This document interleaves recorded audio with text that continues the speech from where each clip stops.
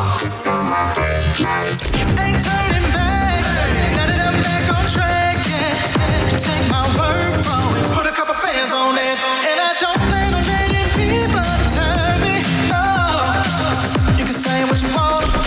I'ma keep pressing on. I came about that thing like I'm feeling great, right? Talking to my past life. Focus on my brake lights. Cruising to my future. You know what time it is. Well, let me take a look. It's time for Breaking the Silence.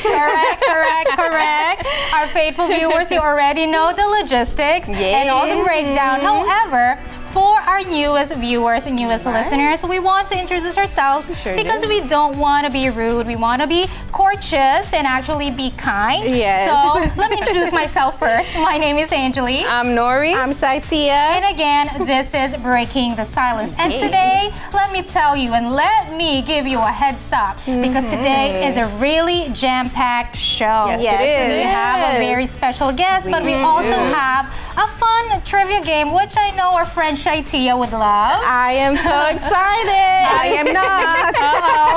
I don't know. But it is the BTS Trivia. But also, as our special guest today, Dr. Shaenor Ishmael. And she's going to be joining us today. Hello, Dr. Ishmael.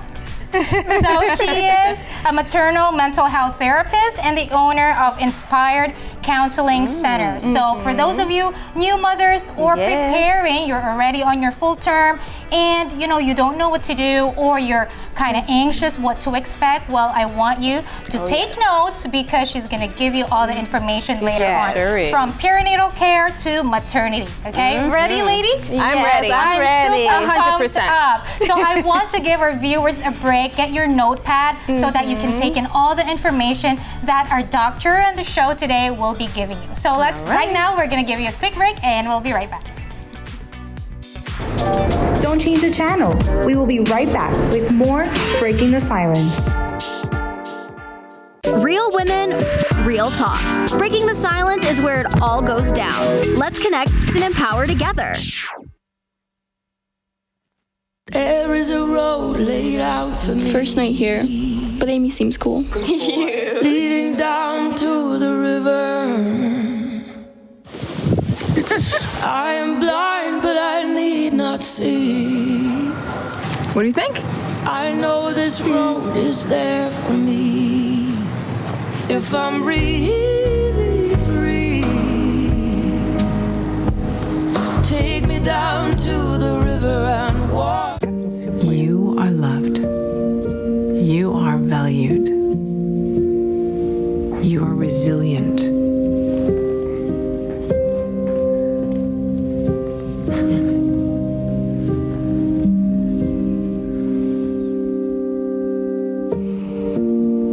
You got this.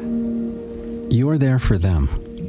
We're here for you. Find free care guides at aarp.org/caregiving.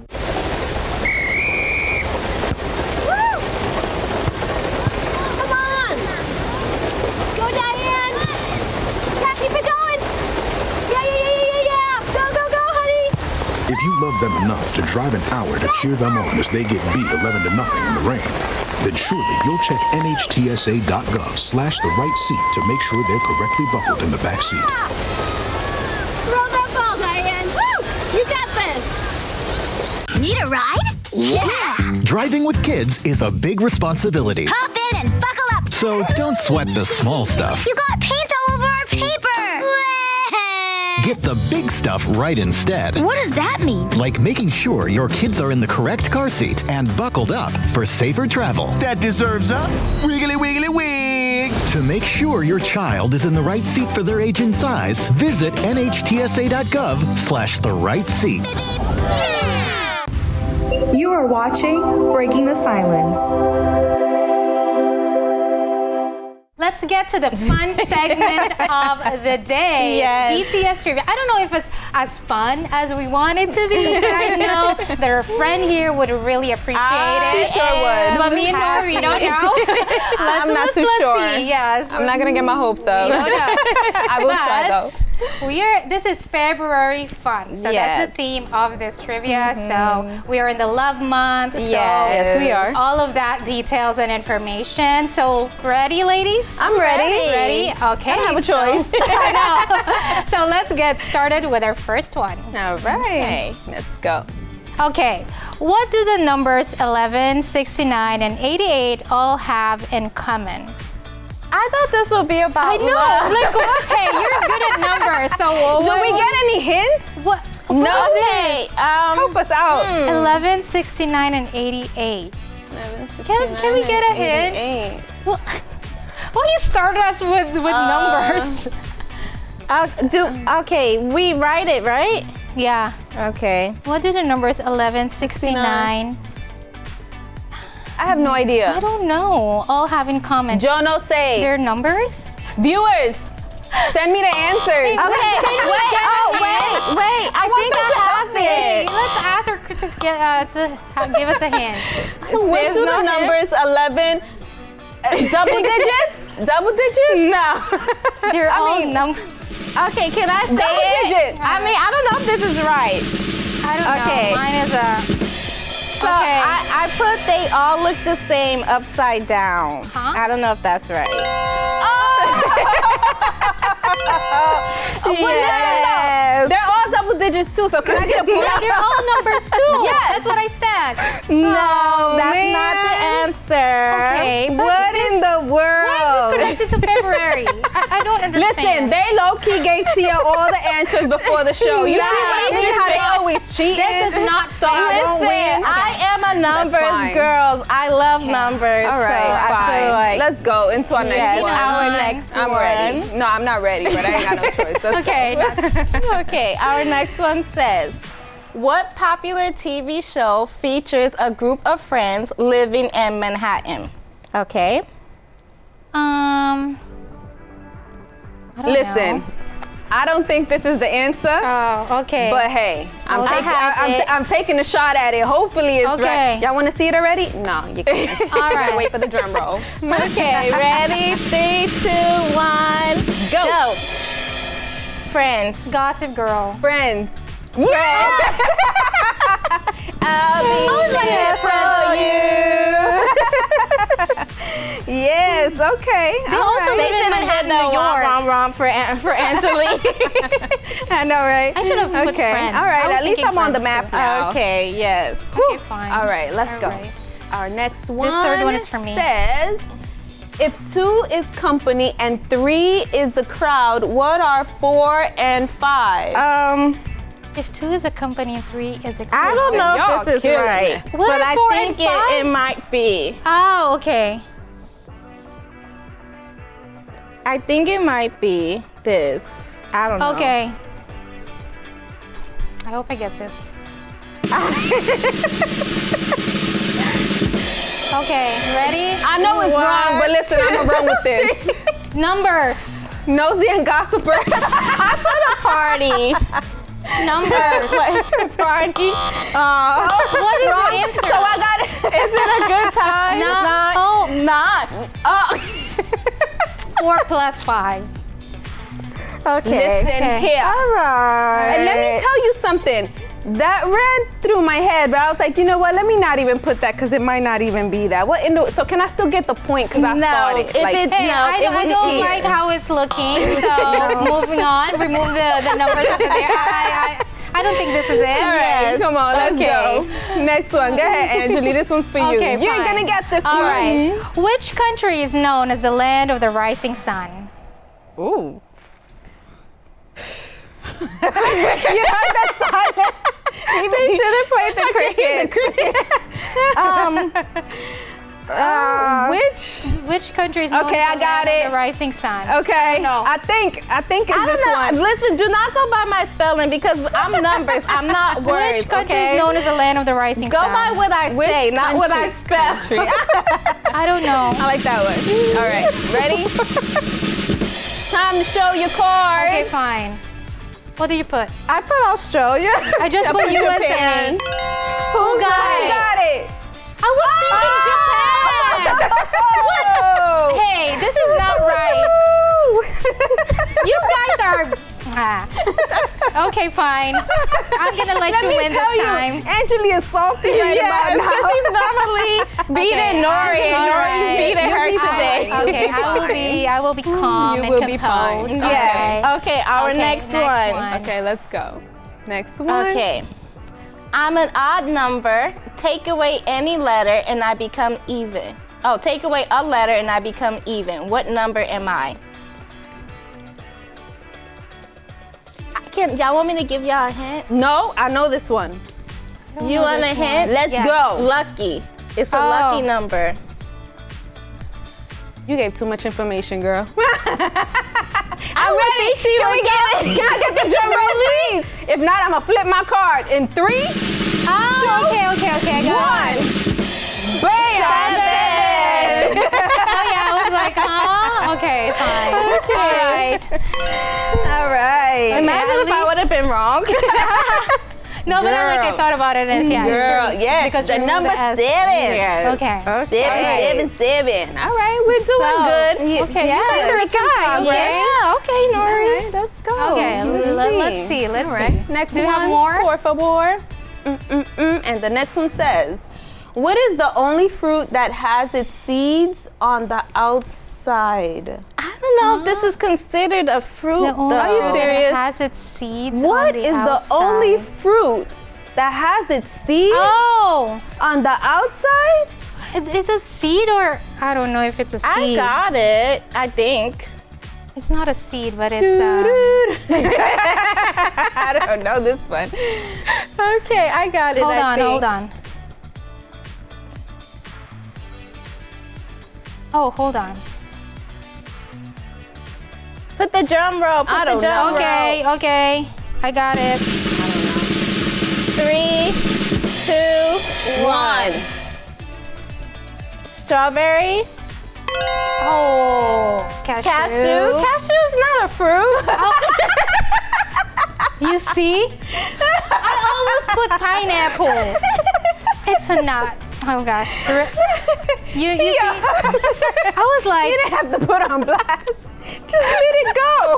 Anyway. Okay. This is fun. We have two more. Okay. All right. Okay. Let's try to redeem ourselves. Okay, this one's for you, Angeli. Okay, come on. What does BAE stand for in modern slang? Okay. I hope I know this one. Oh my goodness. We studied this one before.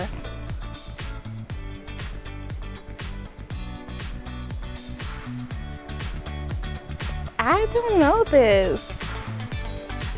What does... Wait. Oh. No, I'm not going to show my card. I think I read the question wrong. But you know what? I'm going to still show it. Wait. Hey.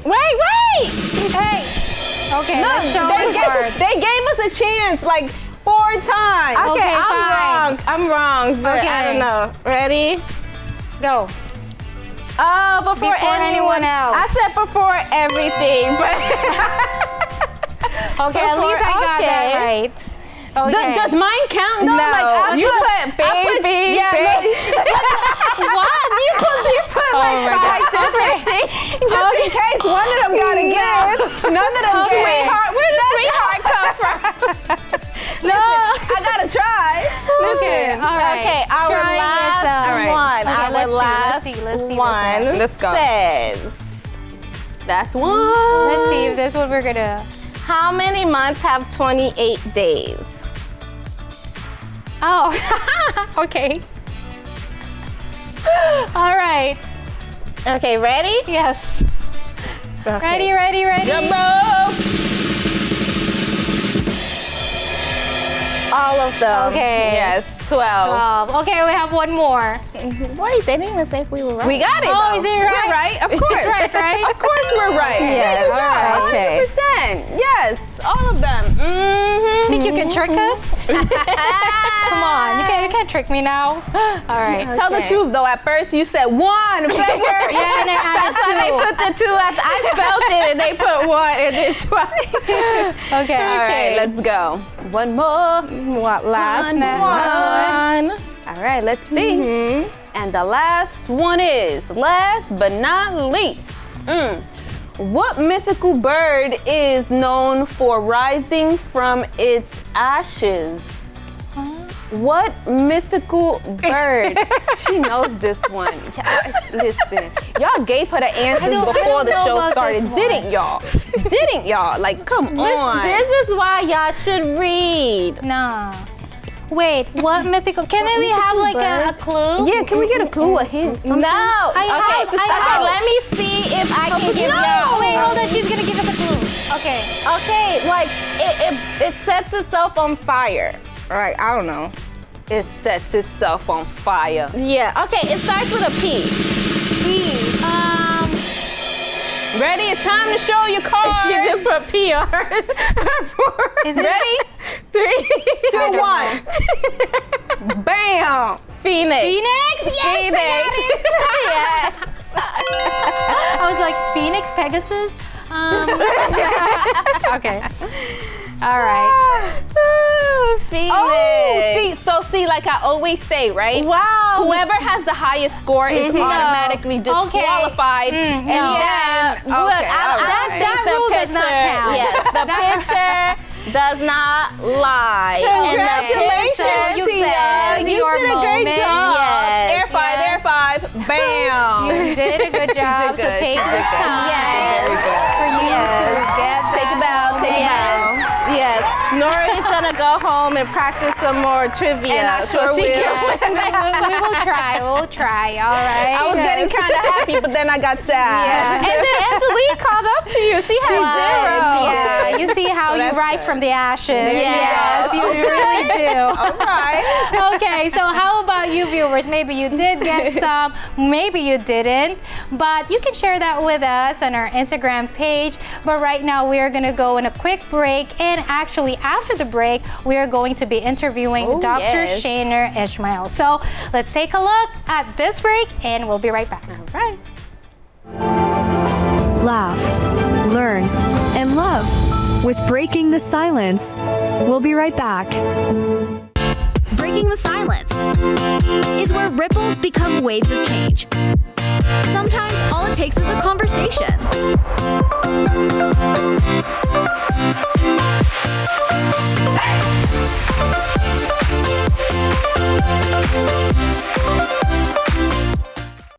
When it comes to making plans, you are the best. Remember the best planned 90 minutes of your life? Or that surprise party for your parents' golden anniversary? You get the golden planning. The same way you plan each detail for those moments, start planning to protect you and your loved ones from a natural disaster. Sign up for local weather and emergency alerts. Prepare an emergency kit and make a family communications plan. Protecting your family is the best plan you can make. I surrender. All right, pal. Get ready for the day, buddy. Hey, Dad. Do we have a gun? What's up? Do we have a gun?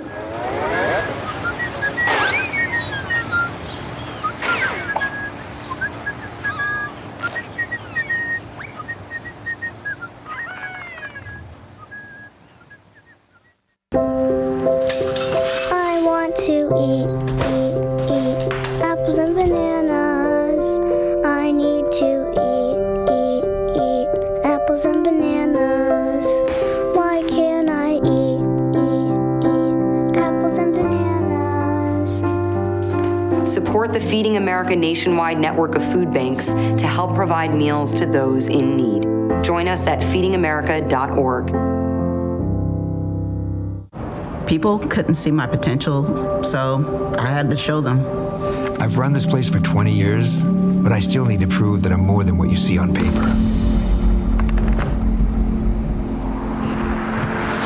Today, I'm the CEO of my own company. It's the way my mind works. I have a very mechanical brain. Why are we not rethinking this? I am more than who I am on paper.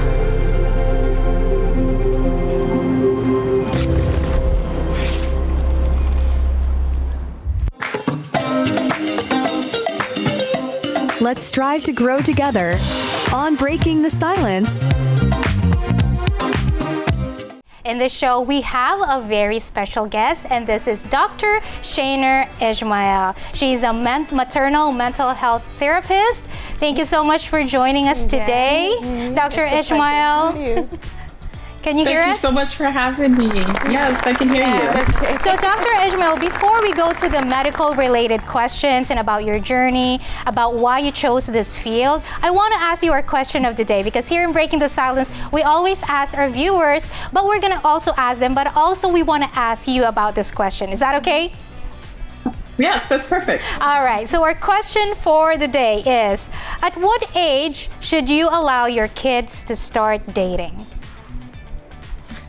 Well, that's an interesting question for me because I have a 5-year-old and a 2-year-old. Oh, so yeah, long way. I'm hoping I am a long way off from there.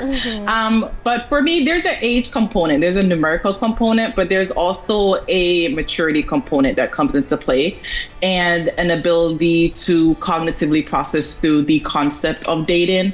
So as much as I like to put a number on it with the maturity of the number, but for me, it's more so of a mental maturity and the ability to be able to understand what dating means. Because you can say 17, but in understanding your child at 17, do you feel as though they're mature enough? Yeah. Or you can say in a 20, whatever number you choose, you just have to gauge because each child is very different. So you truly have to gauge your child's understanding and their ability to fully grasp the concept of what dating means before we can actually set a number. Wow. I think you've completely changed the perspective of our viewers on this question. But viewers, don't be intimidated by our doctor here. This question is for you as well. So again, that is, at what age should you allow your kids to start dating? And for you to start sending in your responses, we have our QR code that you can see on your screen. That's BreakingTheSilence_talk show. And later on in the show, we're going to be reading some of your responses. But right now, we're going to go back to our doctor in the house today. So Dr. Ishmael, so let's go back to your story, your how you actually had an interest and passion working in the field as a maternal mental health therapist. Can you tell us like a little background, a backstory, why you delve into this field? Yes. So I am educationally, I'm a social worker. So I have a bachelor's and a master's in social work and then a PhD in human behavior.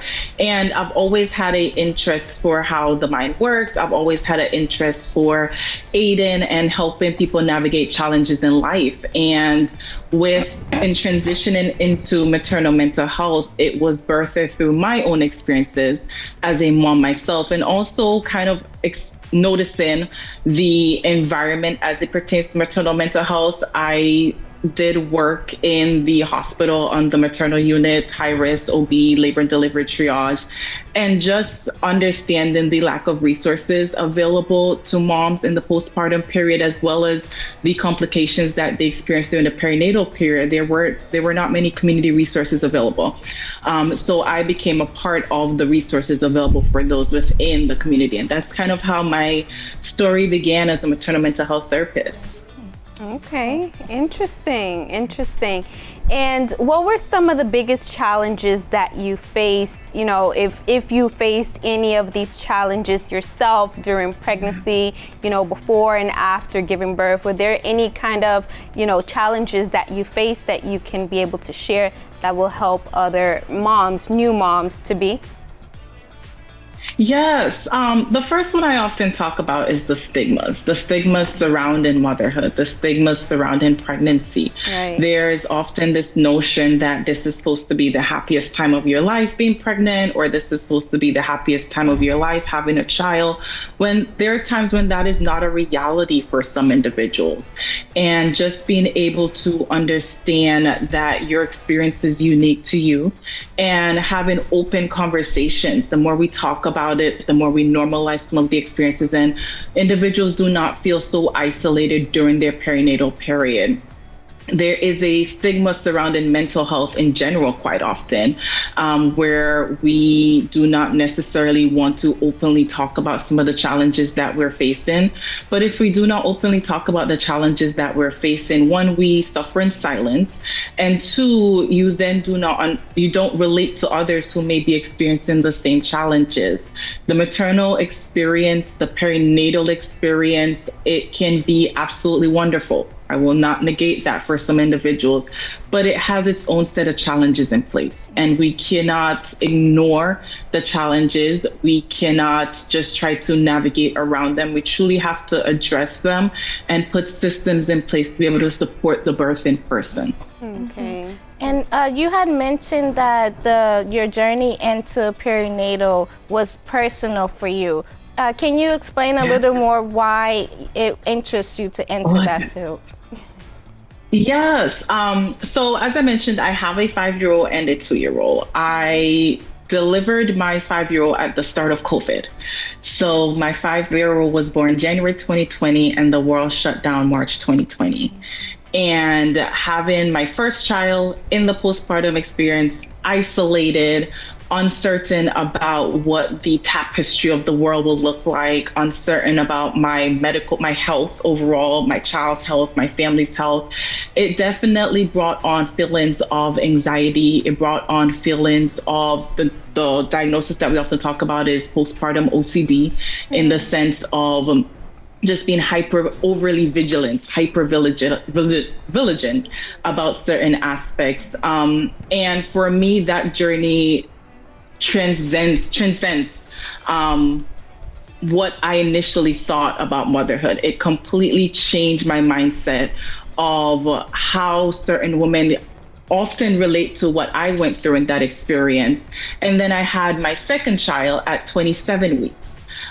We spent 3 months in the NICU, and that even confirmed for me more the journey that I was on as it pertains to my professional desires, in order to be able to create a space for other women, other birthing individuals to be able to process through some of the experiences that they're experiencing, and also to put supports in place, to put plans in place. I talk about a birth plan quite often. I talk about a postpartum plan quite often. And for me, these were conversations that did not occur. One of the things I often speak about is being proactive in engaging a maternal mental health therapist if you're planning to become pregnant or if you are pregnant, in order to put these support systems in place so that it minimizes or decreases the likelihood of you developing a diagnosis such as postpartum depression or postpartum anxiety. Okay. Dr. Ishmael, we have some facts here that I wanted to share, and can you just tell us your opinion about this? So in 2023, the maternal mortality rate for Black women was 50.3 deaths per 100,000 live births.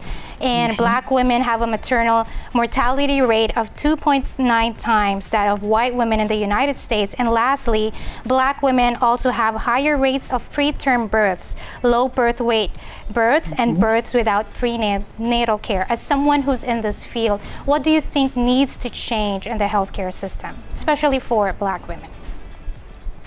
It's a multifaceted solution, right? So there's the notion of culturally humble care to begin with, and I specifically do not use the word culturally competent, because it's not my notion for you to know everything about everyone's culture. It's for you to recognize the notion of, well, maybe I have some biases, maybe I need to inquire to my clients or my patients as it pertains to their culture, and then function within their cultural norms. So I talk about the notion of being culturally humble, being humble to say, well, I may not fully understand, but let me find out. That is one component, culturally humble care. The other component is education. There is a key component to having knowledge as a pregnant person, as a birthing person, when you're going into your perinatal period, having an understanding, building a team around you. I often talk about the support team is not often your friends and family. You need a medical support team. So yes, it is very alarming rates that the fact that the United States is one of the highest mortality rates among high income countries. It is a startling statistic, and Black women are 4 to 5 times more likely to die during their maternal experience. But there's another statistic that I would like to talk about as well, where it talks about that Black women are disproportionately have higher rates of maternal mental health disorders. And that ties into the medical statistics. So there's a sense of educating my clients as it pertains to things they should be aware of while they're pregnant in their postpartum period. The majority of deaths when we talk about maternal mortality occurs 7 days postpartum to 1 year postpartum. So there's something that is happening in that 1 year time frame. And I truly believe that having a team, having your OBGYN or your midwife or your birthing professional, having your mental health therapist, having your doula, having your lactation specialist, your pelvic floor physical therapist, to have as many eyes as on you as possible in the professional setting in order to help you navigate this period. The more you know, the greater your chances are in having a successful, healthy birthing experience. Wow, I love that. I love that. And earlier you were mentioning some things like postpartum depression or anxiety.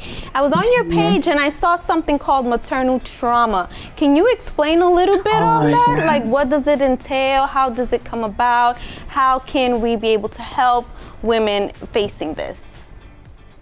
Yes, there are various traumas that could happen through the perinatal period. And one of the things that I talk about quite often is 1, birth trauma, and 2, maternal trauma. And I often refer to trauma as anything that overbears our ability to cope, anything that overbears our coping mechanisms, in the sense that we're not able to navigate it in a healthy manner. So whenever we talk about birth trauma, there's a notion of your birthing experience being not, your birthing experience, not 1, being what you expected it to be, and B, 2, that it is not something that you're able to cope with mentally. When we talk about birth traumas, we talk about premature birth, we talk about not having support systems, we talk about even the cultural component. Maybe while you were in the room, you were dismissed. Maybe while you were in the room, you're experiencing pain and it was minimized. Maybe they did not allow your family to be in the room with you. There are things that can incur trauma that we may often not think about as trauma. So trauma is anything that overwhelms your coping mechanisms, and that can often happen during the birthing experience. And then in the postpartum, we have birth traumas as it pertains to not having the supports we need.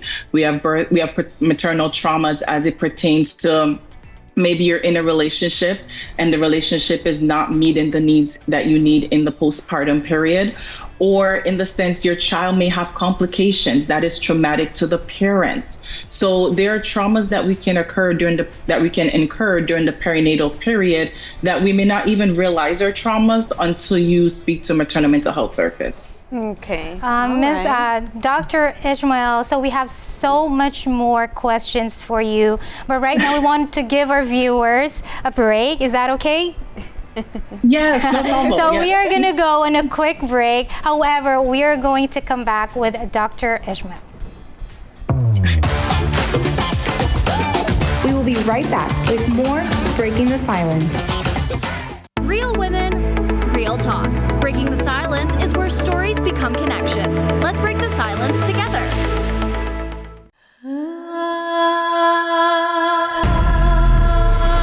It's coming from there. How strange.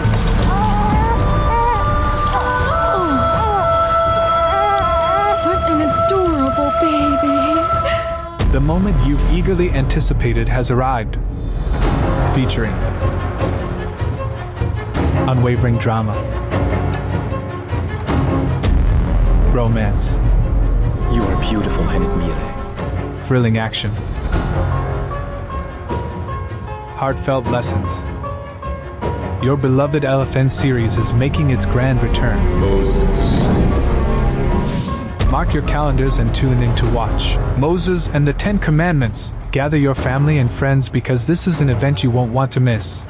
Tune in Monday through Friday at 5 p.m. Eastern Time, 4 p.m. Central Time.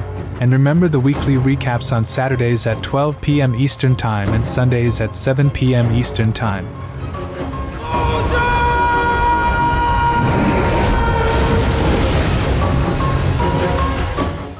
I'll never forget the day I nearly died. The only way we found out I had any kind of heart issue was when I went into sudden death. I think unless you are a heart disease patient, you may not know how much work the American Heart Association does behind the scenes to save your life.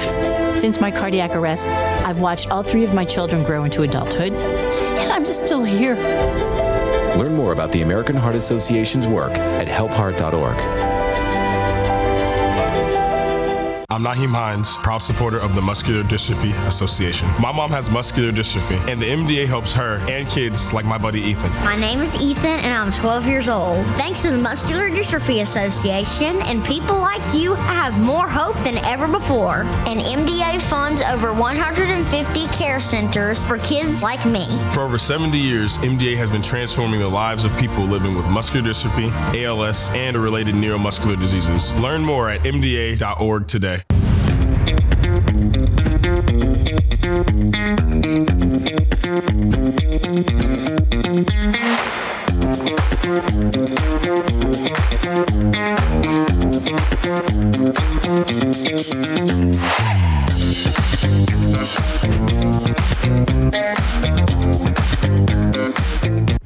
Breaking the Silence is back.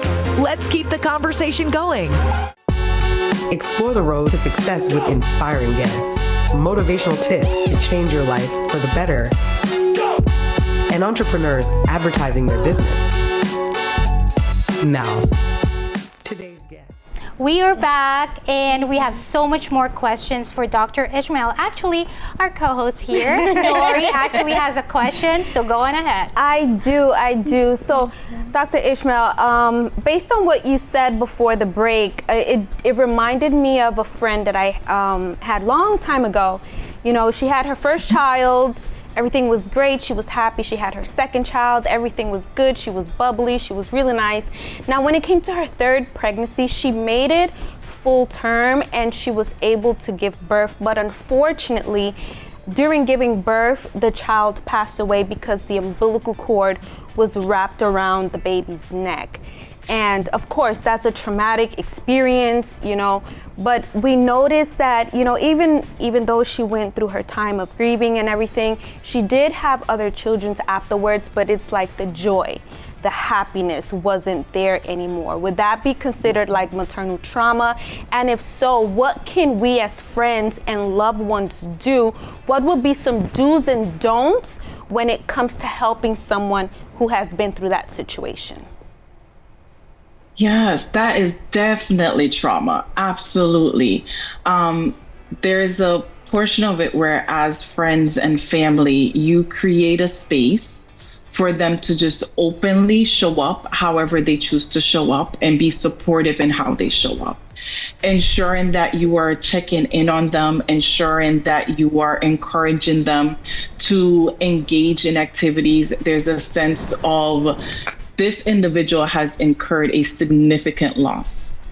The loss of a child is identified as one of the most traumatic losses that ever occurs to someone. They are not the same. This experience has transformed them.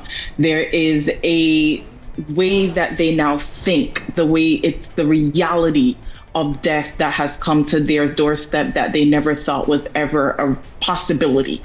So the children she has after that experience, the excitement during pregnancy, the excitement during postpartum, it may not be the same because she's now understanding the reality that this is not a guarantee. Right. And there's a component of it where even during her pregnancy, she may not have had any excitement. What she may have had was potential anxiety in the sense of, will this child be able to come home with me? Will this child be able to live a full life? As friends and family, the best thing that you can do for her is just to support her any way she sees fit. Create a space, like I said, for her to openly talk, check in on her. You don't necessarily have to bring up the conversation unless she brings it up, but just create a space for her to explore her own thoughts and feelings. And definitely recommend for her to follow up with a therapist on a routine basis. So even though she may go through therapy when the incident initially occurred, it can the loss, grief does not disappear. Mourning does not disappear. What happens is that grief stays the same size, right? And we begin to live life around grief that allows for our life to grow. But the grief and the loss that she feels will always be with her. It's not something, when people say time heals, there's no ED unhealed. She'll forever be healing, and therefore she should continually have a therapist in which she can check in as time goes along. Okay. Dr. Ishmael, so you mentioned in the prenatal period, you mentioned about anxiety, and that's one of the common signs for perinatal mental health condition. Can you give us some more common signs that new moms should be aware of? Yes, whenever we talk, the two main, we call them perinatal mood and anxiety disorders. And the two main perinatal mood and anxiety disorders are postpartum or perinatal depression and perinatal anxiety or postpartum anxiety. 1 in 5 birthing individuals will experience a perinatal mood and anxiety disorder, and 1 in 8 birthing individuals will experience postpartum depression. So signs that we're looking for, first of all, we have to take into account what we call the baby blues period, right? So that's the first 2 weeks postpartum, in which you may be crying more, you may be a little bit more withdrawn. But when after that 2-week period, what we're looking for is signs of how are you attaching to the baby? What connections are you building with the baby? How are we feeling overall? Are we still excessively crying? Are we still feeling excessively anxious? Do we feel as though are we fearful of something harm being happened to the baby or harm happening to yourself? One of the diagnoses when we talk about perinatal mood and anxiety disorders, what we call postpartum or perinatal psychosis. This is where we have a break in reality. So we may have hallucinations, or we may have thoughts that may not necessarily be in touch with reality. That is a medical emergency, and you should seek an emergency room immediately if you have a loved one who is having an altered mind state from what is reality. However, when we have feelings of emotions of not being able to bond with baby, or we have excessive crying, or we're withdrawing, danger thoughts of self-harm to self or self-harm to baby, those are definitely indicators that we are potentially developing a perinatal mood or anxiety disorder, and we should seek professional help. Okay. And so I just wanted to ask you, how does therapy during perinatal different than traditional therapy, and why is it so important for new moms especially? Yes, I talk a lot about being proactive with perinatal therapy, and doing the difference between perinatal therapy and postpartum therapy is that we're focusing on that period in time. It is an adjustment. It's one of the major adjustments. Research shows that when an individual has a child, it is one of the most drastic mental health adjustments that they will face. So it is very important to be able to address that adjustment time period, address the components of pregnancy, how are they navigating the pregnancy. There's a phrase that often comes up where we talk about gender disappointment. So if you're having a girl and you thought you were having a boy, you're having a boy, you thought you're having a girl, we process through that. We process through the sense of, is this a planned pregnancy? Is this an unplanned pregnancy? Do you have supports in place to help you navigate in the postpartum period? What is your birth plan? What is your ideal thought process of how you like birth to go? When we talk about the postpartum period, what are your support people that are in place to help you navigate this? So when we talk about maternal mental health therapy or perinatal mental health therapy, there's a notion of it where it focuses solely on the mom during this transitional time. Okay. And what are some strategies that you will give to like new moms, for them to take care of their self-help, for them to especially take care of their, mentality, for them to stay, in that joyous, happy stage? We often talk about what's known as mindfulness, right? There is a component where during the immediate postpartum period, a lot of our basic needs are not going to be met. When we talk about sleep, we're not sleeping as much as we should. When we talk about eating, what are eating habits? Are we snacking a lot? Are we getting meals? With a newborn, there are often times when you may not get time to sit down and eat a full meal. So the fact that a lot of our basic needs may not necessarily be met, depending on our support system, we talk about the notion of mindfulness, being present in the moment. You are now in your postpartum period of time. Let's take that period of time for what it is and make adjustments to adjust to the current reality that we're in. It's not the sense of, we often see where it's, well, the baby's crying and I need to wash the dishes and I need to do the laundry. It's like, let's be in that moment with the baby. How important? Let's sit in that moment. Right. Okay. Dr. Ishmael, you also mentioned about a supportive team when you are going through this perinatal period. So how important it is to have a supportive team? Would you advise to get a doula, a therapist, like in like the first month of pregnancy, or is it just going to be like when you're going full term or towards when you're about to give birth? So when I talk about being proactive with engaging a therapist in your perinatal planning, I actually encourage individuals to have a therapist in the pre-planning process. So if you are planning to have a child, engage a therapist in that conversation, because oftentimes it does not go unplanned. It does not go as planned. There are things that we have to work through as it pertains to, maybe you have infertility challenges. Maybe you have complications as it pertains to loss. In that sense, there are many components that are not often spoken about that individuals experience during the planning process of trying to get pregnant, that I encourage birthing individuals to have a therapist in place. Once you are pregnant, if this is not a planned pregnancy, get a therapist as soon as possible.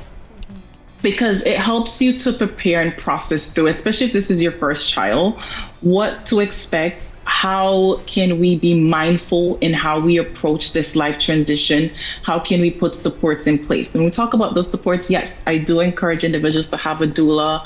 I do encourage individuals to have a lactation consultant. I encourage individuals to have a pelvic floor physical therapist. Oftentimes we rely solely on our OBGYN or a midwife to provide all these additional services when there are professionals who specialize in these areas that can be hands-on with us. Okay, interesting. Now I have one more question for you. Does your field also affect you when it comes to, having children, and I'm going to explain to you why, because I know someone who she's actually a NICU RN. And when you're pregnant and it's supposed to be a happy, fun time, but I guess because maybe she's around it all the time, when it was her turn, it was kind of like, because I guess maybe she knows the ins and outs, the ropes around it. But when it came time for her to give birth, it didn't seem like it just seemed like it was something random, something normal, something like, and is that something maybe that loved ones should look out for, because I know when it comes to certain things like that, no one is exempt, even if you are in that field. What would be your opinion on that? Absolutely. I do encourage loved ones and friends and families to be in tune with the birthing individual, especially if they have a profession in which they understand the realities of what can happen. Okay. And that is the notion that she will have to grapple with, in the sense of pregnancy and postpartum is very unpredictable. I think society does a very poor job of truly painting the notion that just because you're pregnant doesn't mean you're going to stay pregnant. Right. And just because you're pregnant doesn't mean you're going to have a full-term healthy baby. And because your friend is exposed to the realities of what can happen, and there's so many realities that can happen, that her joy may have taken some time to develop. Because there's certain milestones that she is planning for. She's like, okay, what is the age of viability? Okay, what is the full term? Okay, we're past this milestone, so the likelihood of this occurring has decreased. There's medical knowledge that she has that may actually temper the joy a little bit. But what you want to do is you want to ensure that you're checking on her postpartum to ensure that she's bonding with the baby, to ensure that she's navigating the journey in a sense as healthy as possible, and that she's engaging with things for herself. So she's getting back out there as it pertains to doing things that she likes. She's engaging with friends and family. There's not this sense of isolation. So she's having joys in life. You want to ensure that you're evaluating that component. Awesome. Okay. Thank you so much, Dr. Ishmael. So for our viewers who are watching us right now and they have more questions for you, can you give your information and where they can reach you at? Yes, I have a website. So Inspired, INSPIRED, counselingcenter.com. You can fill out a consultation request form. I also have a questionnaire at the bottom of the website. So if you have a question, you just put your name and you type your question there and we'll get back to you. You can also find us on social media, Dr. Shaenor or Inspired Counseling Center. If you have any questions, concerns, please do not hesitate to reach out. We're here to support you during your perinatal period. Thank you so much. Thank you for sharing great information with us, and we hope to talk to you again soon. Yes. But right now, we are going to go on the question of the day. We actually have some of you viewers who have sent in your responses already.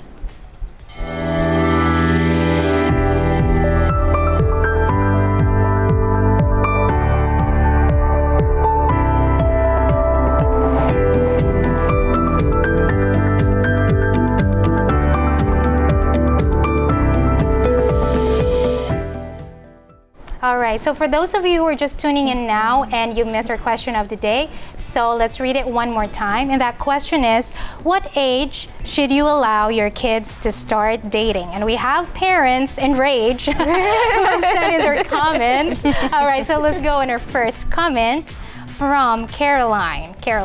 I wish I had an answer to this. But to be honest, my kid is too smart for her own good. Aww. If I enforced her a dating age, she would just find some way to get around the rule. Oh. All right, thank you. It looks like you have a lawyer on your hand. Yeah, We do have our next comment, which is from Dunst, G. Dunst. Definitely not before high school. Even freshman year is pushing it. Okay. All righty. We have our last comment from Amber. I prefer around 16 so we can put school first, but at the end of the day, what am I gonna do? Follow them to school? I'd rather have open communication with my kid. That's a mature way to look at it. Yeah. So Nori, you. Me, listen, I'm gonna have to go with Dr. Shaenor. You know, it all depends on the maturity and how well they understand it, if they're ready for it emotionally, mentally, so that would be me. That's true. Yeah, I agree with you completely. Like Dr. Ishmael, just like totally she was amazing, by the way. Our perspective. She was so amazing, awesome. Thank you again so much, Dr. Ishmael, for gracing us today with so much information about maternal health, perinatal period. If you do have some more questions and we didn't get it, to discuss it, you can feel free to, go to her Instagram or even her clinic. She has an amazing team that can help you with, with all the questions that you may have. How about you, Shaitia?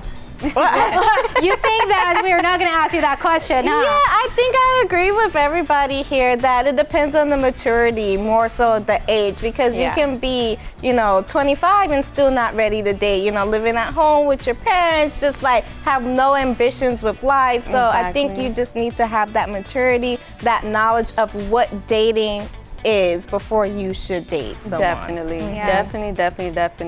It was a great show. Yes, it was. I had more questions. We definitely need to have Dr. Shaenor back on. We have to go on site. I will ask my questions. Yeah, because the thing for me is such a uncommon field. Right. Like you don't really hear them talk much, especially about postpartum depression. Like it's being known more so nowadays. Yeah. But way back when, it wasn't known. It wasn't something. They just thought that the mom was being dramatic or things like that. So to kind of hear, especially her personal, experience showed like a big difference. Definitely. Yes. Great show. But one thing that we never want you to forget is our Kings series. Yes. So we do have our Kings series that airs Monday to Friday, and that's 9 p.m. Eastern time. But if you miss it on Mondays to Fridays, we also have our recaps Saturday, Sunday, 9 p.m. Eastern time. So you don't have any excuse or anything like that. You can bond with your newborn in this King series, swaddle or rock your baby, and then if there are like some scenes that are a little bit like, intense, right? But still, this could be a good bonding moment, whether you have a newborn, whether you have little kids, whether you have a toddler, or even, grown-up kids, and this could be a good time for you to bond with them. I think if we had a King's Trivia, Nori will definitely win. That's true. I don't miss it. Especially as much as she talks about it. Like, did you watch last night? Listen, I stuck on it like glue. Yes. Okay? And for those of you who haven't watched it, like y'all, seriously, make the time, okay? Make the time to watch it. You will not regret it. You are going to love every bit of it, okay? Yes. Ladies, that's all for today. I know it was jam-packed, but Yes. we'll have to say goodbye and see you next time. Bye.